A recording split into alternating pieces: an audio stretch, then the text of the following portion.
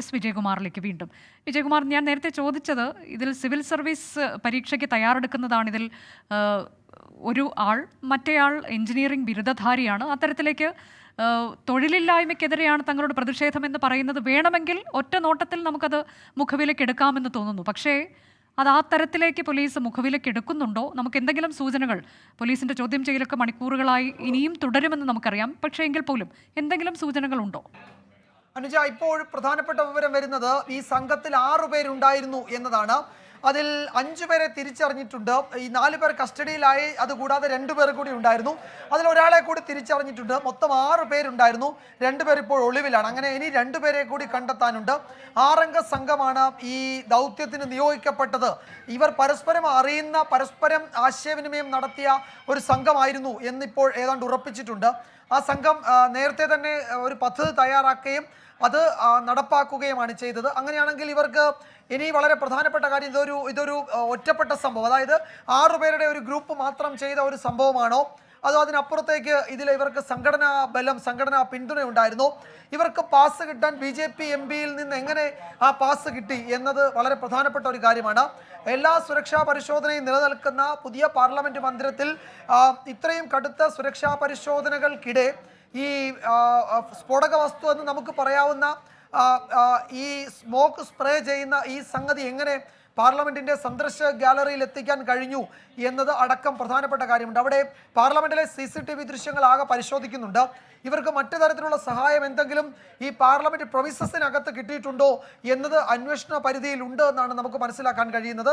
ഏതെങ്കിലും ആളുകളുടെ സഹായം ഇതിനകത്ത് ഇവർക്ക് കിട്ടിയിട്ടുണ്ടോ, അത് ഈ സംഗതി ഒളിച്ചു കടത്താൻ എന്നതടക്കം പരിശോധിക്കുന്നുണ്ട്. വിപുലമായ അന്വേഷണം അതുകൊണ്ട് നടക്കുന്നുണ്ട് എന്ന് തന്നെയാണ് മനസ്സിലാക്കാൻ കഴിയുന്നത്. അനുജ ചോദിച്ചതുപോലെ ഇവരുടെ വിദ്യാഭ്യാസ പശ്ചാത്തലം, ഇപ്പോൾ ഒരാൾ എഞ്ചിനീയറാണ്, മറ്റൊരാൾ ഹരിയാന സിവിൽ സർവീസ് എന്നാണ് അവർ പറയുന്നത്. ഹരിയാന സിവിൽ സർവീസ് എക്സാമിന് തയ്യാറായിക്കൊണ്ടിരിക്കുന്ന ഒരാളാണ്. അങ്ങനെ ഉന്നത വിദ്യാഭ്യാസമുള്ളവരാണ് എല്ലാവരും, ആ നിലയ്ക്ക് ഉള്ള ആളുകളാണ്. അപ്പോൾ അവർ ഈ തൊഴിലില്ലായ്മ അടക്കം, വിലക്കയറ്റം, ഏകാധിപത്യ പ്രവണത രാജ്യത്ത് നിലനിൽക്കുന്നു, അതിനെതിരെയൊക്കെയുള്ള പോരാട്ടം, കരിനിയമങ്ങൾ പിൻവലിക്കണം, ഇതൊക്കെയാണ് അവരുടെ ഹിന്ദി മുദ്രാവാക്യത്തിൽ വിളിച്ചു പറയുന്നത്. പക്ഷേ അതങ്ങനെ കേവല യുക്തിയിൽ അതപ്പാടെ വിശ്വസിക്കാൻ കഴിയുന്നതല്ല. അതാണോ ഈ സംഗതി, ഈ ആക്രമണത്തിന് ഇവരെ പ്രേരിപ്പിച്ചത് എന്ന ചോദ്യം വളരെ ശക്തമായി തന്നെ നിലനിൽക്കുന്നുണ്ട്. ഇതിലൊരു വ്യക്തത വരുത്തേണ്ടത് കേന്ദ്ര ആഭ്യന്തര മന്ത്രാലയം തന്നെയാണ്, ഡൽഹി പോലീസ് തന്നെയാണ്. അവരുടെ ചോദ്യം അതിലിപ്പോൾ ഈ വിജയൻ നേരത്തെ പറഞ്ഞതുപോലെ ഗൂഢാലോചനയ്ക്ക് പിന്നിൽ 6 പേർ എന്നുള്ളതാണ്. 4 പേരാണ് പിടിയിലായിട്ടുള്ളത്. 4 പേരാണ് ഈ പാർലമെന്റിലേക്ക് എത്തിയത് എന്നാണ് നമ്മൾ മനസ്സിലാക്കേണ്ടത്. മറ്റ് 2 പേർ അങ്ങോട്ടേക്ക് എത്താതെ ഇതിൽ ഗൂഢാലോചനയിൽ പങ്കെടുത്തവർ, അങ്ങനെയാണോ? അനുജ, 2 പേര് ഈ പാർലമെന്റിൽ കടന്നു, സന്ദർശക ഗാലറിയിൽ ഇരുന്നു. 2 പേരും സമയത്ത് അവരുടെ നിർദ്ദേശം അനുസരിച്ച് തന്നെ അവർ 2 പേരും താഴേക്ക് ചാടി. അവർ സ്പീക്കറുടെ ചെയറിലേക്ക് ഒരാൾ പാഞ്ഞുപോയി. സ്പീക്കറുടെ ചെയറായിരുന്നു ലക്ഷ്യം വെച്ചത് എന്ന് പറയുന്നു. ഒരാൾ ഷൂവിൽ നിന്ന്, സോക്സിൽ നിന്ന് ഇത് എടുത്ത് സ്പ്രേ ചെയ്തു. ഇതാണ് അവിടെ MP-മാരുടെ, അവരുടെ ആ സമയമുണ്ടായിരുന്ന MP-മാർ വിശദീകരിക്കുന്നത്.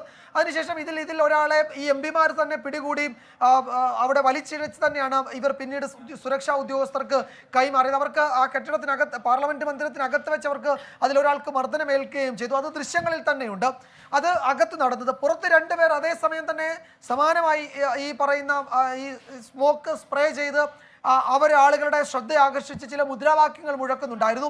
അവരെ പിന്നീട് അവിടെ നിന്ന് പോലീസ് കൊണ്ടുപോകുന്നത് നമ്മൾ കണ്ടു. ഈ 4 പേർ അകത്തും പുറത്തും ഉണ്ടായിരുന്ന 2 പേരുകൾ അല്ലാതെ മറ്റു 2 പേർ കൂടി ഉണ്ടായിരുന്നു. പക്ഷെ അവർ ഈ ക്രൈം സീനിൽ അവരുടെ സാന്നിധ്യം ഉണ്ടായിരുന്നില്ല എന്നാണ് മനസ്സിലാക്കുന്നത്. പക്ഷെ അതിൽ ആ 2 പേർ പുറത്തെവിടെയോ മറ്റെവിടെയോ ആയിരുന്നിരിക്കണം എന്നാണ് വിലയിരുത്തേണ്ടത്. അതിൽ ഒരാളെ തിരിച്ചറിഞ്ഞിട്ടുണ്ട് എന്നാണ് ഈ ഡൽഹി പോലീസിനെ കോട്ട് ചെയ്ത് ഈ ദേശീയ മാധ്യമങ്ങൾ നൽകുന്ന റിപ്പോർട്ട്. ആ ഒരാളെ കൂടി കണ്ടെത്താൻ, ആ ഒരാളെ തിരിച്ചറിഞ്ഞിട്ടുണ്ട്.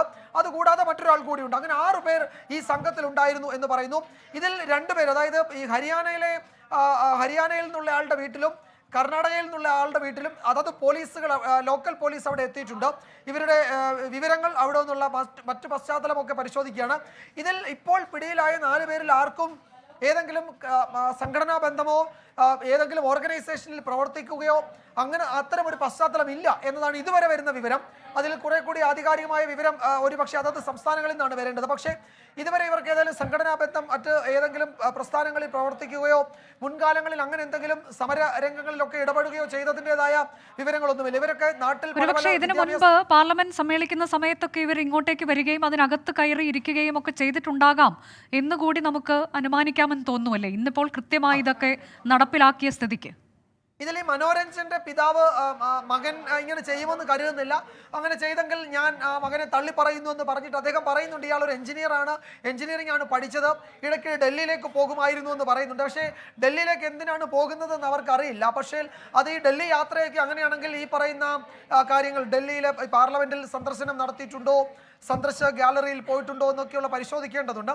അങ്ങനെയാണെങ്കിൽ ആ സമയത്തൊക്കെ ഇയാൾക്ക് ഈ പാസ് നൽകിയത് ആരാണ് എന്ന് നമുക്ക് അതൊക്കെ കണ്ടുപിടിക്കേണ്ടതാണ്, പുറത്തു വരേണ്ടതാണ്. പക്ഷേ ഒരു കാര്യം ഉറപ്പാണ് അനുജ, ഇവർക്ക് ഈ പാസ് കിട്ടുക എന്നത് ഒന്ന്, അത് ഒരു MP-യുടെ സഹായമുണ്ടെങ്കിൽ പാസ് കിട്ടും. അങ്ങനെ BJP മൈസൂർ കൊടക് മേഖലയിലെ BJP MP അവരെ ആ നിലയ്ക്ക് ഒരു പാസ് കിട്ടുന്നതിന് സഹായിച്ചിട്ടുണ്ട് എന്നത് ഇതുവരെ വരുന്ന വിവരമാണ്. ഇപ്പോൾ MP പാർലമെന്ററി കാര്യ മന്ത്രിക്ക് വിശദീകരണം കൊടുത്തിട്ടുണ്ട്, സ്പീക്കറെ കാണുമെന്ന് പറയുന്നു. അതൊരു കാര്യം. മറ്റൊന്ന്, ഈ സ്ഫോടക വസ്തുവിന് സമാനമായ ഈ സ്മോക്ക് അകത്തേക്ക് ഈ മെഷീൻ അകത്തേക്ക് എങ്ങനെ കൊണ്ടുപോയി, അത് നേരത്തെ കൊണ്ടുപോകാൻ പറ്റുമെന്നതിൽ ഒരു ട്രയൽ നടത്തിയിട്ടുണ്ടോ എന്നൊക്കെ അറിയേണ്ടതുണ്ട്. അപ്പോൾ ഇത് നമ്മൾ കരുതുന്നതിനപ്പുറത്തേക്കുള്ള ഒരു കോൺസ്പിറസി ഇതിലുണ്ട്. ഇപ്പോൾ ആളുകൾക്ക് അപായം ഉണ്ടാക്കാനോ ആ നിലയ്ക്ക് ഏതെങ്കിലും പ്രശ്നം ഉണ്ടാക്കാനോ ആയിരുന്നില്ല ഇവർ ശ്രമിച്ചത്. പകരം ഒരു അന്തരീക്ഷം ഉണ്ടാക്കുകയും ഇവർ എന്തൊക്കെയോ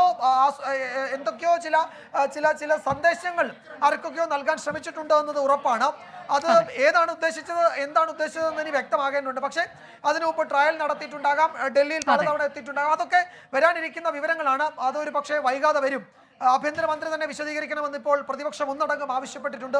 എന്തായിരിക്കും അമിത്ഷായുടെ നിലപാടെന്നൊക്കെ അറിയേണ്ടതുണ്ട് അനുജ. അതെ, അമിത്ഷാ ഏതായാലും ഡൽഹി പോലീസിനോട് വിശദമായ റിപ്പോർട്ട് ആവശ്യപ്പെട്ടിട്ടുണ്ട്. ആ റിപ്പോർട്ടിന്റെ കൂടി അടിസ്ഥാനത്തിലാകാം ഒരുപക്ഷെ അമിത്ഷാ പ്രതികരിക്കുക എന്നുള്ളതാണ്. സർവകക്ഷി യോഗം പുരോഗമിക്കുന്നുണ്ട്. ഗൂഢാലോചനയ്ക്ക് പിന്നിൽ 6 പേർ എന്നത് ഏറ്റവും പുതിയ വിവരമാണ്. അതിൽ 2 പേർ ഒളിവിലാണ്. ഈ ഒരാളെ തിരിച്ചറിഞ്ഞിട്ടുണ്ട്, ഒളിവിലായ ഒരാളെ, മറ്റേയാളെ തിരിച്ചറിയാൻ കഴിഞ്ഞിട്ടില്ല. അങ്ങനെ 6 പേർ ചേർന്ന് നടത്തിയ ഗൂഢാലോചന. 4 പേരാണ് പാർലമെന്റ് സമുച്ചയത്തിലേക്ക് എത്തിയത്. അതിൽ തന്നെ 2 പേർ അകത്ത് കയറി, 2 പേർ പുറത്ത് പ്രതിഷേധിച്ചു. അതിൽ പ്രതിഷേധിച്ച ഒരു വനിത, അവരുടെ പ്രതികരണമാണ് നേരത്തെ മാധ്യമങ്ങൾക്ക് മുന്നിൽ നമ്മൾ കാണുകയും ചെയ്തത്. അവരാണ് സിവിൽ സർവീസ് പരീക്ഷയ്ക്ക് തയ്യാറെടുക്കുന്നത്.